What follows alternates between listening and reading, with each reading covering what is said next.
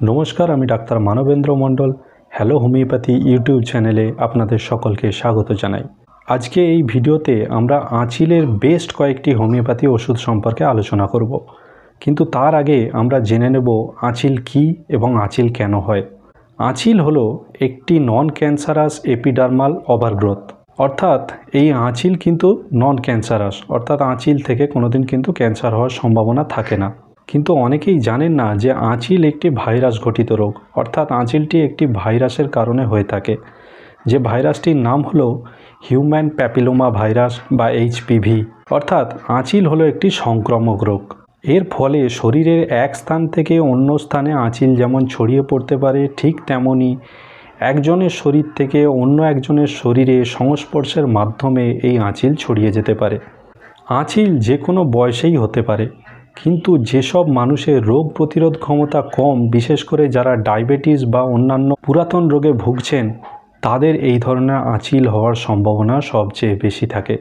আঁচিল নানা রকমের হতে পারে, ছোট বড়, সূচালো, ফাটা ফাটা বা ফুলকপির মতো, ওপরটা অমসৃণ, এই রকম নানা ধরনের আঁচিল থাকতে পারে এবং এই ধরনের আঁচিল শরীরের যে কোনো স্থানে দেখা যেতে পারে। আধুনিক চিকিৎসা মতে কিছু ডাক্তারবাবুরা এই ধরনের আঁচিল দেখলে তারা কিছু অ্যাসিড দিয়ে পুড়িয়ে দেন, কিন্তু এই ধরনের চিকিৎসা কখনোই আঁচিলের অন্তর্নিহিত কারণকে সরাতে পারে না। এজন্য যদি অন্তর্নিহিত কারণকে সরাতে হয় বা গোড়া থেকে আঁচিলের চিকিৎসা করতে হয়, তাহলে অবশ্যই হোমিওপ্যাথি চিকিৎসা করতে হবে। কিন্তু হোমিওপ্যাথি চিকিৎসা সম্পূর্ণ নির্ভর করে রোগীর সম্পূর্ণ লক্ষণের ওপর, অর্থাৎ আঁচিলের কোনো নির্দিষ্ট ওষুধ হোমিওপ্যাথিতে নেই। হোমিওপ্যাথি সম্পূর্ণ লক্ষণ ভিত্তিক চিকিৎসা, অর্থাৎ যদি না ওষুধের সঙ্গে আপনার লক্ষণ মেলে, তাহলে সেই ওষুধ আপনার জন্য বৃথা, অর্থাৎ ওষুধে কোনো কাজ হবে না। এই জন্য আজকে আমি আঁচিলের যে কটা ওষুধ বলবো, শুধুমাত্র সেই ওষুধগুলো না শুনে ওষুধগুলির লক্ষণগুলোও খুব মন দিয়ে শুনবেন, না হলে এই ওষুধগুলি ব্যবহার করে হয়তো আপনারা সেরকম ফল পাবেন না। আঁচিলের জন্য প্রথম যে ওষুধটির কথা বলবো, সেই ওষুধটির নাম হলো থুজা অক্সিডেন্টালিস।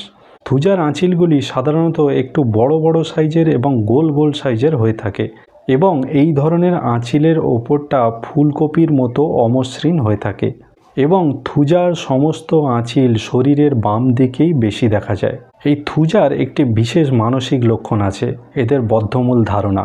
থুজার পেশেন্টরা সাধারণত কাল্পনিক জিনিসকে বেশি বিশ্বাস করে থাকেন, যেমন এরা যদি কখনো কোথাও একা একা হেঁটে হেঁটে যায়, তখন এরা বারবার মনে করে যে আমাদের পিছনে পিছনে হয়তো কেউ ফলো করছে, ওই জন্য বারবার এরা পিছন ঘুরে তাকায়।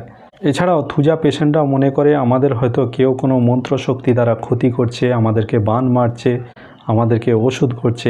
এই কারণে থুজা রোগীদের শরীরে নানা রকম তাবিজ বা কবজ দেখা যায়। এই ধরনের লক্ষণযুক্ত রোগীদের যদি শরীরে আঁচিল দেখা যায়, তাহলে তারা থুজা 50 মিলিসিমাল পোটেন্সিতে রোজ সকালে খালি পেটে 10 ml করে খেতে পারেন। কিছুদিনের মধ্যেই আপনার শরীরের সমস্ত আঁচিল ঝরে পড়বে। পরবর্তী মেডিসিন হলো কস্টিকাম। কস্টিকাম রোগীদের আঁচিল সাধারণত শরীরের ডান দিকেই বেশি দেখা যায় এবং কস্টিকামের আঁচিলগুলো সাধারণত সূচালো কাঁটার মতো হয়ে থাকে। এর সঙ্গে যদি দেখা যায় যে পেশেন্ট অত্যন্ত শীতকাতর এবং অত্যন্ত সহানুভূতিশীল, অর্থাৎ অন্যের দুঃখে তারা কাতর, কেউ যদি কষ্ট পায় বা দুঃখ পায়, কস্টিকামের রোগীরা তাকে সঙ্গে সঙ্গে সাহায্য করতে ছুটে যায়। এই ধরনের লক্ষণযুক্ত রোগীরা কস্টিকাম 50 মিলিসিমাল পোটেন্সিতে রোজ সকালে খালি পেটে 10 ml করে কিছুদিন খেতে থাকলেই তাদের শরীরের সমস্ত আঁচিল একদম ঝরে পড়বে। পরবর্তী মেডিসিন হলো ন্যাক্টামিউর। ন্যাক্টামিউরের আঁচিল সাধারণত হাতের তালুতে বেশি দেখা যায়। এর সাথে সাথে ন্যাক্টামিউরের রোগীরা কাঁচা লবণ বা তেতো খেতে খুব পছন্দ করেন এবং তাদের যখন রাগ হয়, সেই রাগ যদি বোঝালে আরও বেড়ে যায়।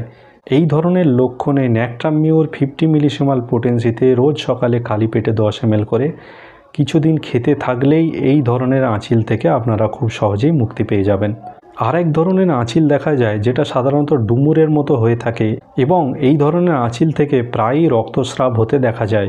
এর সাথে সাথে যদি পেশেন্ট অত্যন্ত ঝগড়াটে স্বভাবের হয় এবং প্রস্রাব অতিরিক্ত দুর্গন্ধযুক্ত হয়, এই ধরনের লক্ষণে অ্যাসিড নাইট্রিকাম 50 মিলিসিমাল পোটেন্সিতে রোজ সকালে খালি পেটে কিছুদিন খেলেই এই ধরনের আঁচিল একদম খসে পড়বে।